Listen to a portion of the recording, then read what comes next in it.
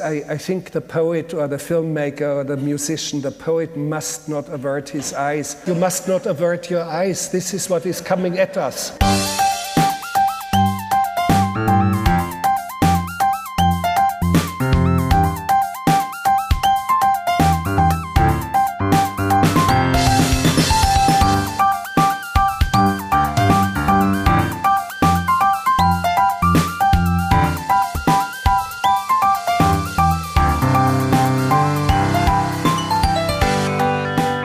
Hello and welcome to One Good Thing, the podcast that will go to the ends of the earth to find a Nick Cage performance worth talking about. Don't doubt us. I'm Paul Salt. What's Yao, Paul Goodman? Okay. That's the best Chinese you're going to hear all day, guys. The very best. Today we shall be discussing Outcast, Nick Powell's American, Chinese, Canadian action, martial arts, adventure, period, drama, comedy fiasco. Starring Nicolas Cage. Oh, I could eat a peach for hours, right? Yeah, that guy. He's brilliant. Also, Hayden Christensen. I don't like sand. Oh. Critics experienced this movie very much like a languid gaze at a Lovecraftian god of boredom. The insipid tendrils of mundanity snaking their way through their synapses. They fell asleep, basically.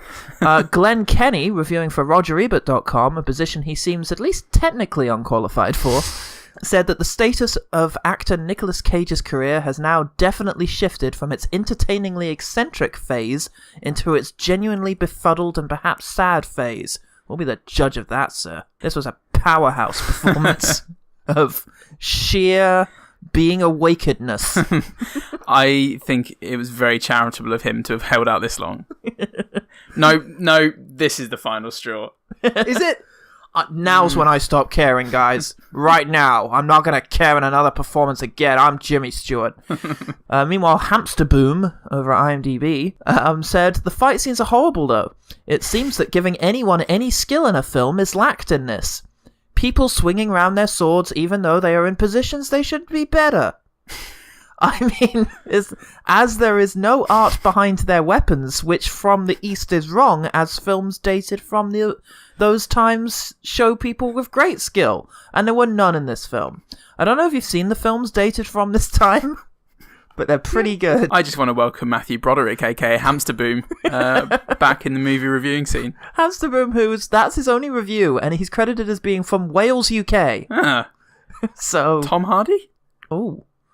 Yeah, famous Welshman. Why didn't you just kill me? Your punishment must be more severe. What the fuck was that? It'll do. Come on. You're going to get at me for my accent today of all days? Paul, you late career Nicolas Cage. Hi. The harshest thing anyone could call another one.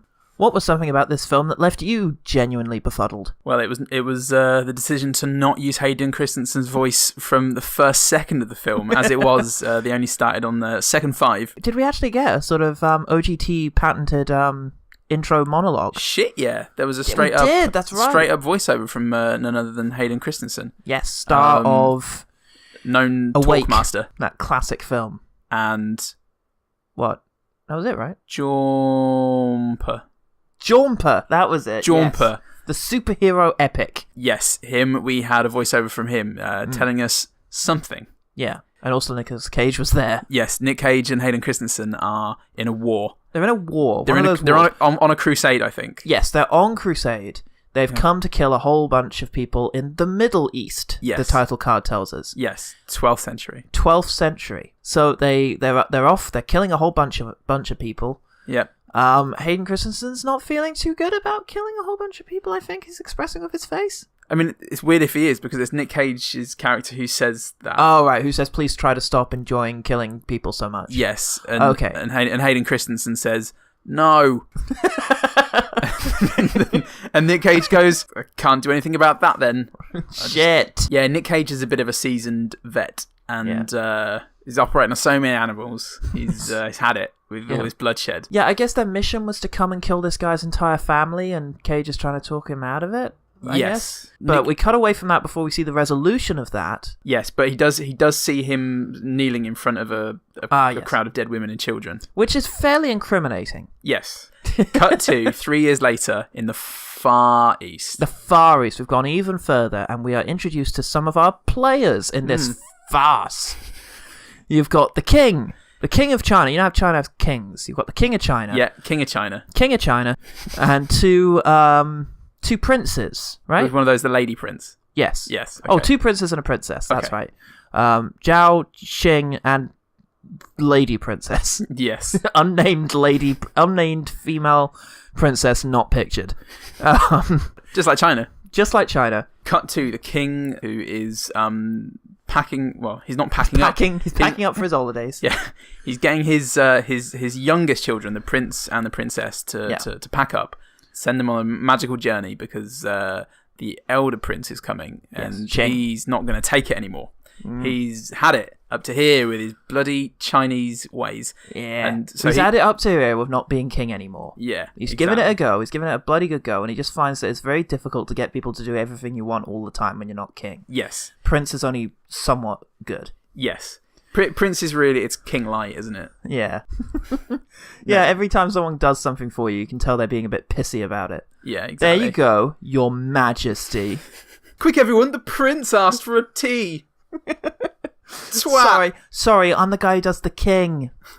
Shit, you mistook me for someone who gives a shit about you. So we can understand why he's miffed. Because people in China are dicks. Yeah, there's all of them. Awful people, an awful nation. Christ, and so many of them. I know. So there's a fleeing. There's a coup in the making, basically. Oh yes. There's a coup and a fleeing. So he sends the young'uns off to flee. The upshot is that young Prince Zhao and Princess Unnamed end up in an inn.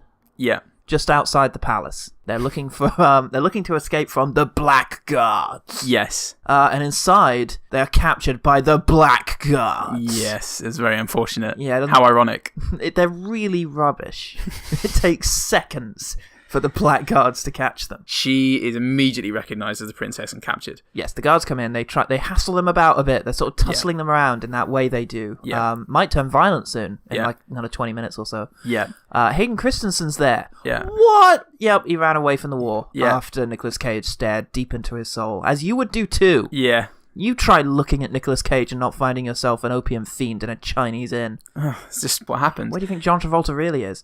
So... he in a drunken, not drunken. What do you do when you take opium? High? Drugged. Drugged. In an opium infused state. Haze. Yeah. Haze. He takes out all the black guard. Yeah. Not before paying for food. Oh yes. With his sword. Well, he's a gentleman. He's a wonderful Irish gentleman. Yes. He's now then. I needed that. Some things are better told. Definitely, I think it's definitely Gaelic. Yes. That kind of thing. Cornwallish? Ooh, he's got a drawl.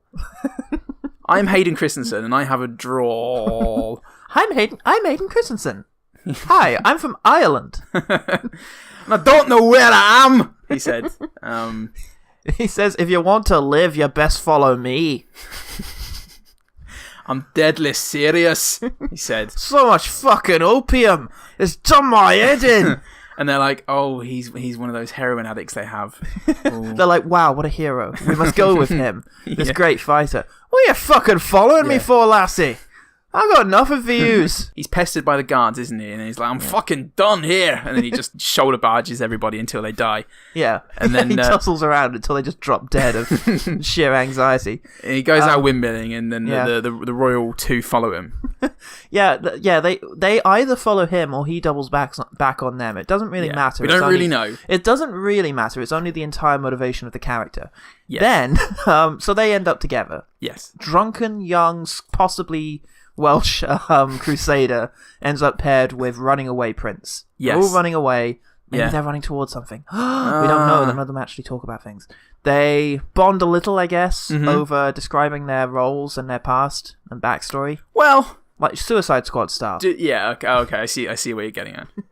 Yeah, just continue by reading out the character sheet that the writer had written for each of them. They are able to bond. At this stage, I don't think there's any more fight scenes with the Black Guard. I think they reconnoiter with one of those Middle Eastern convoys that go through China. Yes. They count to a woman who's doing so much acting with her eyes. Oh, boy. She is smizing and sumizing. Yeah. And smaddening, smelting. Yeah. She's smelting some bricks in the corner. She says, come in. She's tink, got tink, tink, tink. She's got some big eyes. Big eyes that she's not afraid to use them. And no consciousness to speak of, because every line she delivers is very much like there's a smaller version of her inside operating several levers that she's never seen before. The director came up and shouted the line into her ear, and then eventually it would sort of echo around out of her mouth during the take. Yeah. She will enjoy it so much more in a city full of strangers. Hello there, traveller. Do you know what it was like? It was like the the 6 different voice actors they had rotating in Skyrim. Every now and again you get somebody who was like, welcome to the farm. This is the farm of the family. Oh, one of them sucked. Yeah. There was a bad one, wasn't there? And she was it. Oh, God. It was Billy West. Playing this character. So Billy West escorts the heroes to the city. Yeah. The city that there is. Yes. They get inside the city and they say, please, come and eat some of my opium. Probably shouldn't. Well, no, nobody says that. It's just like, yes, I will do that. And the princess says, try and be in a state to travel. Yes. And it's like, okay. Good, cause, you know me, I like my drugs, he says. Don't know where I'm from. I wish I knew who my parents were. Maybe the answer's in this opium rag. Yeah. So he passes out because apparently the opium was drugged. Yeah. But did it need to be? It's like, you double-crossed me, I'm falling asleep. I just wanted opium. It's like it might have just been opium. Life-giving opium. Coincidentally, they are also double-crossing him. Yes. In addition to just enabling him to do the thing he would have done anyway. Yes. They capture Prince and Princess and are escaping. He then kills a whole bunch of people. Yes, and he punches Billy West. He punches Billy West. In an excellent progressive... face punch. Yeah, a progressive face punch on a woman. Yep, we all were very fond of that. Yeah. We'll never stop pointing them out to all of you. Yeah, and then I think he said, I already have a mistress, which is very clever. Very clever. Good pun. A good sort of Arnold Schwarzenegger, consider this a divorce kind of thing. Then, basically, the prince and princess end up sort of escaping and running into the forest where, in a series of very confusing jump cuts, all of their pursuers are killed, mysteriously. He does save a girl. Yes. Shoots a girl with an arrow, saves her. She's there, but just pointless. So, yeah. That happened like before... or any of this. Yeah. So... that was in Suicide Squad. That was in... Oh, wait, yeah. Because she got her head blown up by explosives. Yes, she could climb anything, and then that was... Yeah, she could climb anything. And then she couldn't. So not as well, anyway. Yeah. Fling her up a building. Hayden Christensen fired her out of his bow. So after Hayden Christensen fired a woman out of a bow up a building, and her head exploded, they meet up with these bandits in the forest who have saved everyone. Yes. Turns out they are led by Nicolas Cage. Yes. And his mute wife. As they should be. As they all should be. In China. We then get to experience, absorb, savor Nicolas Cage's profound performance. I tried my hand as a merchant, but the blackguards took all I had. My wife, she's good with a knife, eh, lad? But at one time, she had the most beautiful singing voice. But the guards cut out her tongue. Raison d'etre. His raison d'etre, which is to continue to bring these extraordinary people to life for you. Genuinely, no one else could do it. No one else would do it. No one else should do it. Like a craftsman who's working alone in the middle of the woods to manufacture things of maddening beauty that no one must look upon. Embittered by his failed attempts to become the arch nemesis Bludnovsky, he sat down in a cave, wrapped a snake around each hand, and waited for his moment. So Hayden Christensen is cured of his opium, drugs, and also shed face affliction by Nicolas Cage with his snake hands. Yes. Which he uses as... gesturing tools. Yeah, gesturing tools, occasional mittens. Ooh, and a beard keep your arms scratcher. warm? Oh, is anyone else in here really comfy and warm? No? No. Oh, nobody else has got snake hands. Snake hands. You've got snake hands. I can't do fucking anyone who's not Jimmy Stewart. I know, now. you've gone wrong. Yeah. You've gone wrong. You've fallen into the same trap that Jimmy Stewart had and been unable to play anyone but Jimmy Stewart. Jimmy Stewart just used to talk like, "Hello, I am Jimmy Stewart." One day he was messing around with his mate. He started doing this voice and his brain broke. It's like when your mum says, "Oh, don't make faces because the wind will change." Don't do an imitation of Jimmy Stewart or you will get stuck. So the Black Guard attack the pirate fortress. Yeah. What the fuck movie have I started describing? You are being very kind to the listeners by just skipping ahead a whole hour of plot. Please forgive me. So Nicolas Cage spends time in this cave. I didn't say go back over the plot. What? No, you did. And no, I was sincere. Wife. I was sincere. Don't you dare do this. This is fine. Snake hands. He turns up. He has snake hands, and then the Black Guard attack, and it's the final battle. It's the final battle. Mute wife gets killed. Yeah. Snake hands get killed. Yeah. No.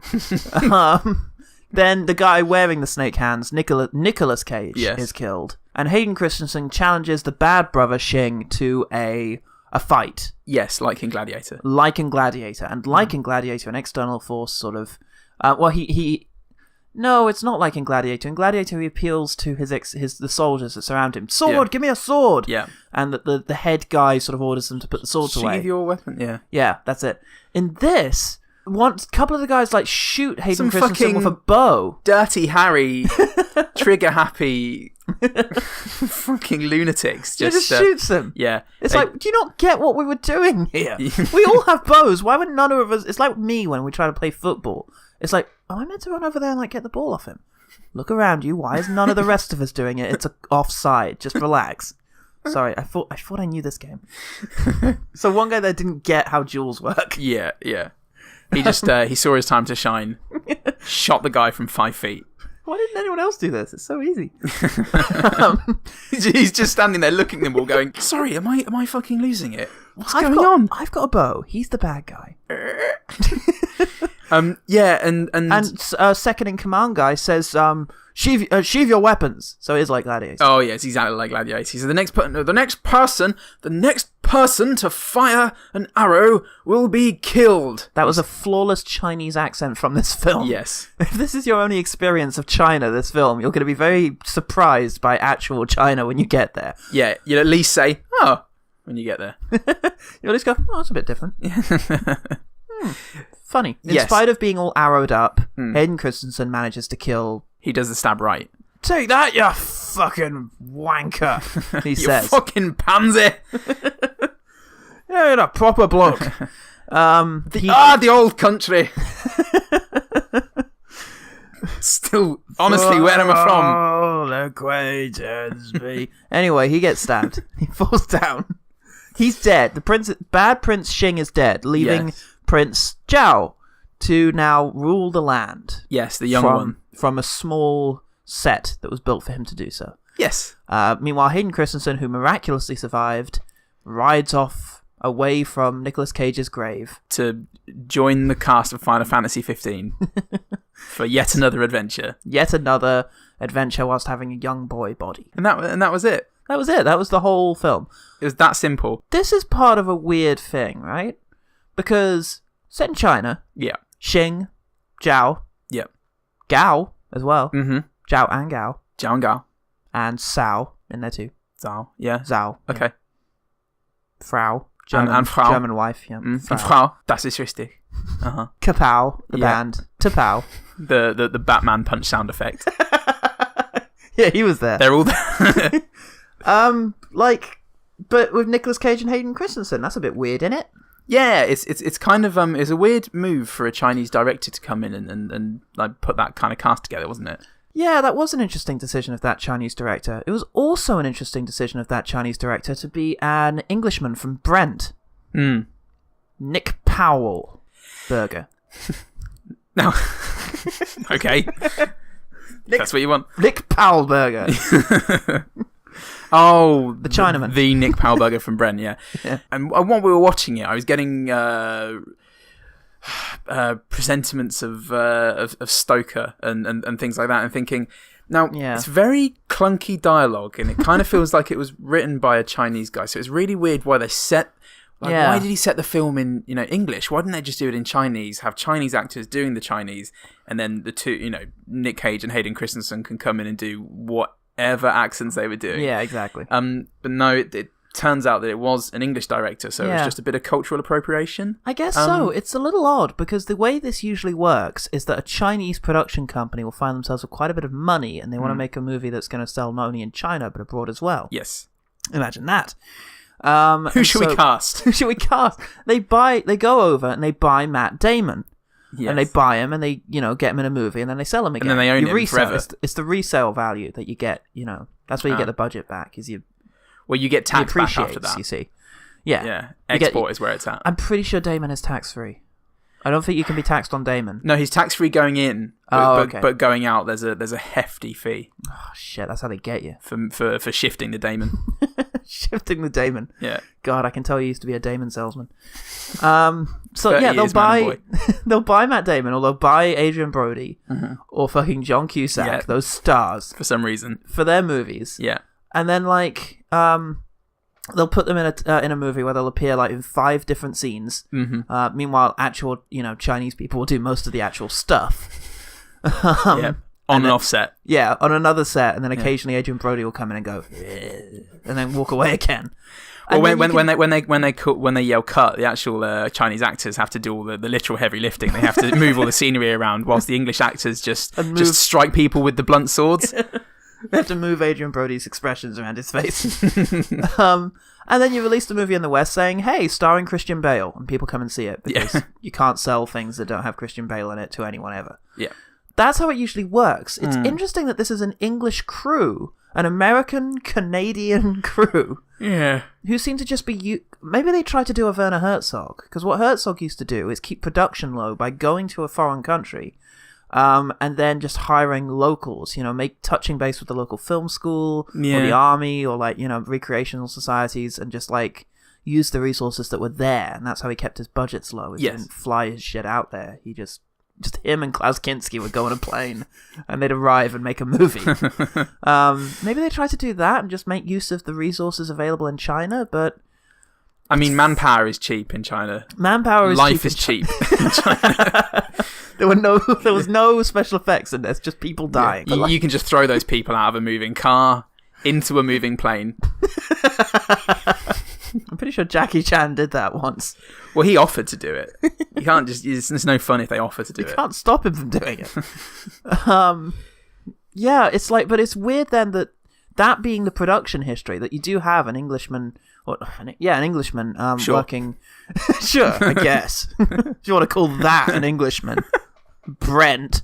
It's weird that you should have an Englishman sort of working at the head of this production, in charge of all the aspects of its direction. And this is the one that has the worst English delivered dialogue. Far worse than The Great Wall, or what was the fucking one with Adrian Brody? Dragon Blade.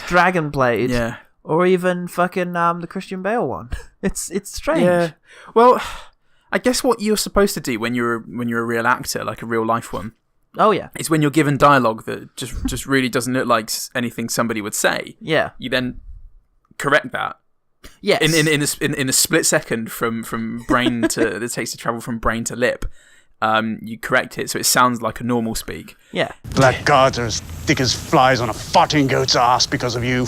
To be fair, it wasn't just Nick Cage and Hayden Christensen. Yes. Everybody had a bit of a delivery issue. Well, that was the other thing, of course, is I think, if I remember correctly, Dragon Breath, yeah. Dragon Breath. Dagon Breath. Didn't all of the Chinese actors speak Chinese? I think so.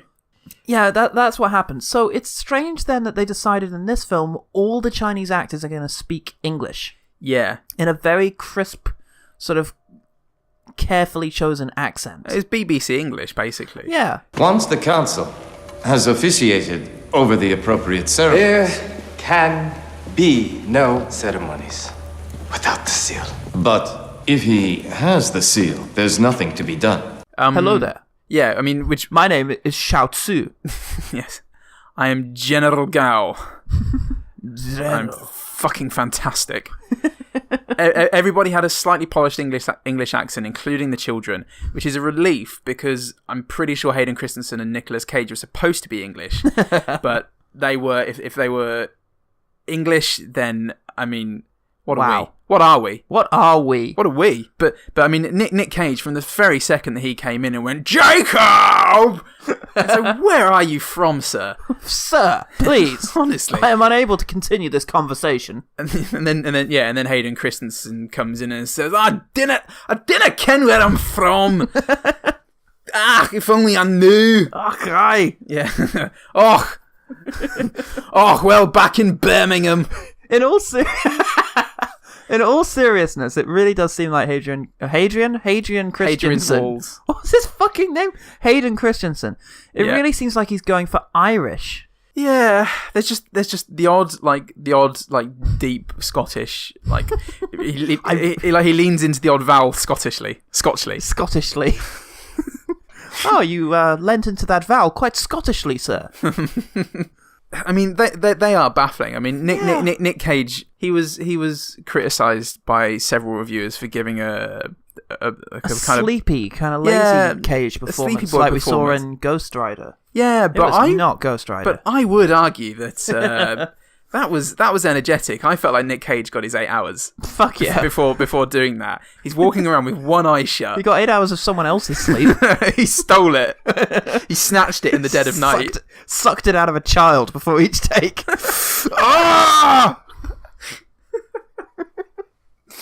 Oh, they didn't use that for the film, unfortunately.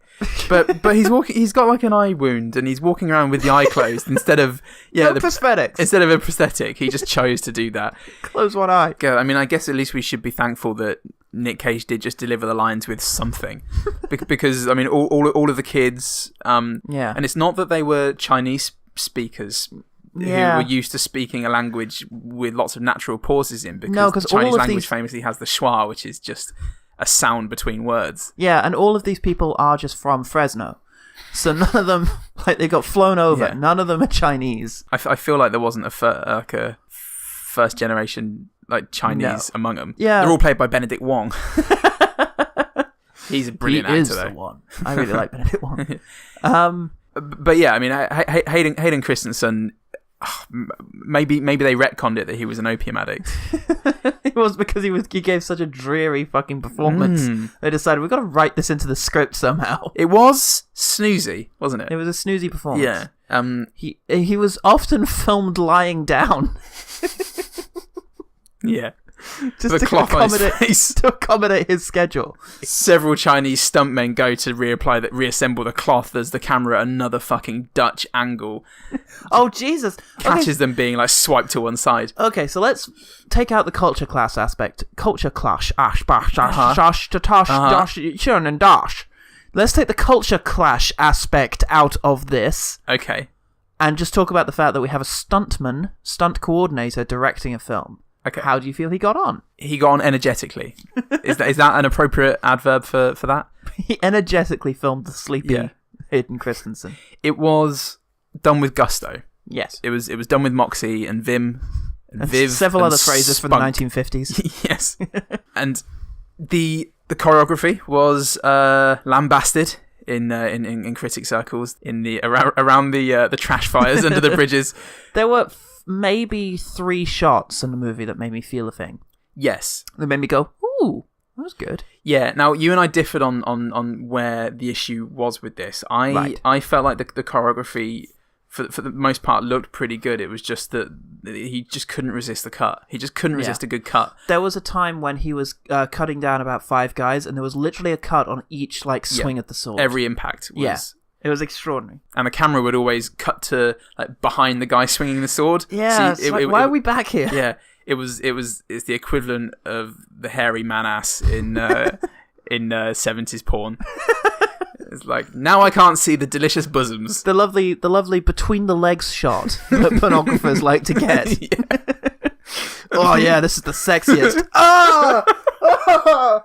Oh, glad I came then. That exact second. That'll be the moment St. Peter shows back to me. Yeah. I always feel like that's the kind of thing that my boss will somehow get a hold of and replay to me Monday morning. And he'll judge you for that. Is it true you came during the between the leg shot ball? Why? Am I fired? That was really unsatisfying. And there's is it a care mode thing where he's like, you just click every time there's a cut? So yeah, well, it's not I a didn't need thing. to because I could feel my synapses just fucking snapping apart every time it every happened. cut. Yeah. I thought you were clapping. It wasn't. It was your brain unhinging. Yeah. Yeah, it was not very well. It reminded me of Assassin's Creed in that respect, in as much as there's some beautiful sets, fantastic costume design, and interestingly, choreographed fight sequences that are just not connecting because of how they've been filmed. Yeah. So it was a mess. I mean, this whole film was a culture clash of sorts. Yeah. It was definitely a mental clash in my brain. Yeah, it seemed to be the worst of sort of East and West cinema. Yeah, just clashing together in an unpleasant mess. Yes. I mean, for me, because it starts off in the Middle East, it kind of felt reminiscent of the genre of films that I really love, which was the sort of historical epics, of which there were many between sort of 95, when Braveheart came out, culminating in 2005-06, which is when Alexander came out and was garbage. Yeah. Farted away like a deflating balloon. Yes, it ended that little period, and then the next year, 2007, 300 came out, and ever since then, historical epics have kind of looked a bit like 300. Yes. This has some 300 elements. Mm-hmm. Not that, I like 300 as a movie, but I'm not a big fan of that aesthetic when compared to the sort of sheer scope of the sort of, Kingdom of Heaven, Gladiator, the realistic sort of violence that would happen in battle sequences like Braveheart, where you get people getting their arms cut off and sort of faces caved in. You get a mace in the face when you're in bed. Mace in a face in bed, classic. Yeah. That's the stuff Classic I like. Scotland. Classic Saturday night. But this had some 300 aspects with the sort of slow motion people with CGI blood, and it's just like, but it did also just have a little bit of that production design that I associate, and crisp filming. Yeah. And cinematography that I associate with that era. So I was a little hopeful. Yeah. I'm just a little disappointed that it proved to be so underwhelming in its action. Just caveats to it. Like, it's a 15, but there wasn't much blood. No, early on, there were people getting cut down, speared and sliced. And there was the Ridley Scott moment where a character rides up and the Ridley Scott Mel Gibson moment where he swings his sword down, and the next thing you need to happen is for a big arcing spray of blood to shoot upwards. Yeah. And it just didn't. He just sort of slashed down, and you hear a cling. You don't even see the guy land. Yeah, I'm dead now. But there's no oomph to it. No. There's one bit where a guy just gets a knife in the face. Yes. And it took me by surprise because I wasn't expecting any balls to the action at all. I felt something. Yeah. Yes. Yeah. My loins. But you're gonna do a film like that. It has to have some sort of weight to it. Otherwise, it might as well just be the kind of CGI that causes buildings to topple like feathers. Yeah. Like toppling feathers. The DCEU style. Yeah. It just didn't have the oomph. No oomph. But it did look great. Yeah, it did. It had really good production design. I really loved the sort of crusading scenes in the Middle East, and some of the sets in the Far East as well. Yeah. The royal chamber, I thought, made everything feel a bit small. Yeah. Like an unpopulated China. Yeah. That's one thing Avengers that it was. China. Yeah, that's what it was. It was missing a Chinese city because China was pretty big in the 12th century. It's missing a sort of hero style shot of all the people in the world what really together works in one shot. Yeah, what really works is all 6 billion people of China being in one frame. And one thing that really works with Chinese cinema is just throwing the weight of 1.4 billion people behind it and look at all the people we've got. Chinese cinema has fucking scale to it because it's not just about how many people there are. Their cities are ridiculous. Their production design tends to be fucking huge, possibly because they're willing to not pay people who build it as much. Life is cheap. We have 1,000 stuntmen if we want to push people out of a burning building. Yeah, and even the landscapes of China are just fucking huge. And there were some shots in this of sort of maddeningly large mountains, which know isn't even in their list of top 100 mountains you should go to in China. Like, and it's endless deserts. Yeah. They probably just found by walking 10 minutes away from their hotel. Yeah. It's just... Yeah, there's some extraordinary things that can't help but fill the background, but it didn't feel like one of those old wuxia films. Yeah. It just lacked that scale. But, some effort went in, and Nicolas Cage definitely put some effort into to this movie. Never let it be said that he just sleptwalked his way through this. He tried an accent. Fuck yeah. Fuck yeah, he did. He believed in that accent. He didn't hire a voice coach. He went and locked himself in a room with Shia LaBeouf. And he came out later with speaking like that. You're English, right? Sure. That's Shia LaBeouf? That's him as the Joker. I mixed up Jared Leto. I imagine that Shia LaBeouf, as soon as he knew they were auditioning for the Joker, he sat in that tank and he fucking practiced. He got back in the tank. He practiced his face off. Yeah. I heard when he got the role for Nymphomaniac, he went in the tank with his girlfriend, Mia Goth. Just the worst things happened. And made her a sex addict? Made her a sex addict. And Lars von Trier just felt it happen. Via Udo Kier, who was in the room with him at all times. I hope that's not happening. Oh god, let's go back to this film because it's slightly less harrowing to think about. Nick Cage tried. The times where there was the camera stayed on a fight sequence long enough, we were able to appreciate the choreography because there was some good choreography.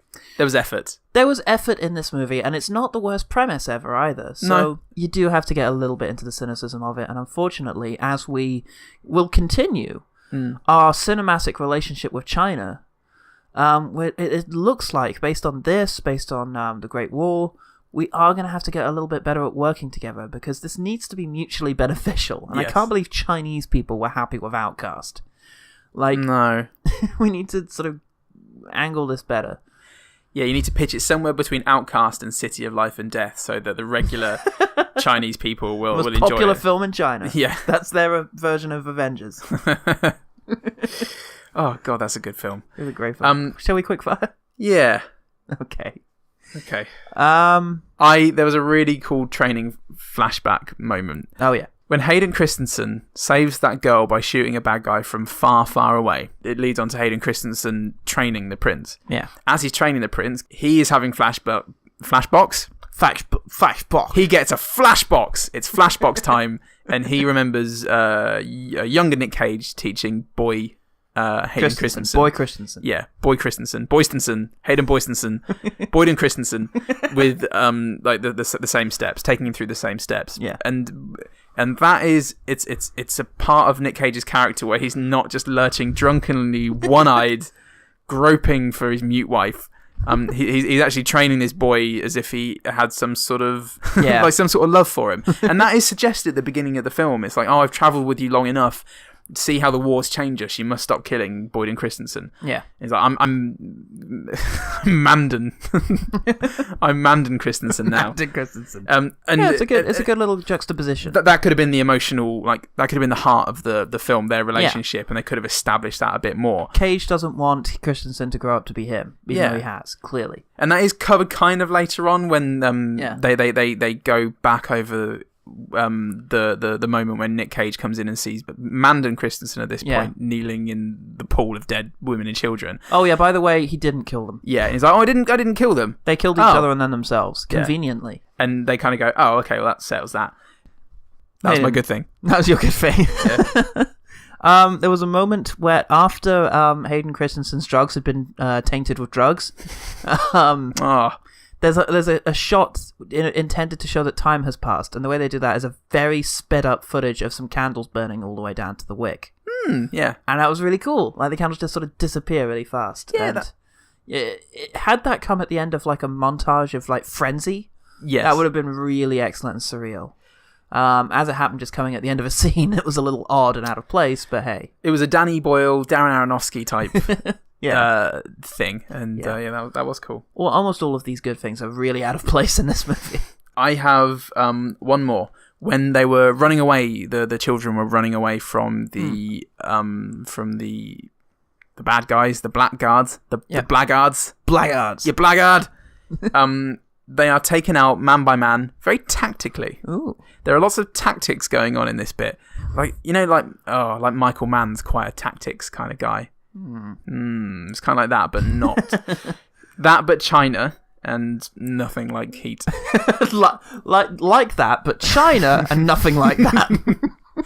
But they're running along, and one guy suddenly gets roped. Like sets off a rope trap, and he gets strung to a tree, and somebody comes in and jabs him with a spear. Yep. And he's taken out. Somebody running away, and somebody else gets taken down by several arrows very quickly. Yep. One guy's running, and he falls through a pit and into a trampoline and into frozen water beneath. One guy is very masterfully eaten by a bear. Which was Nick Cage's idea. They throw the bear at him and just eats him quickly. One guy gets his fingers caught in a toaster, and it's like, I mean, that was... Sod this, I'm going home. One guy, he's running in winter, and he gets a football kicked at his bare thigh. Oh, fuck. Oof. Oh. And then Nicolas Cage comes and flicks his ear. Yeah. Oh, you dick.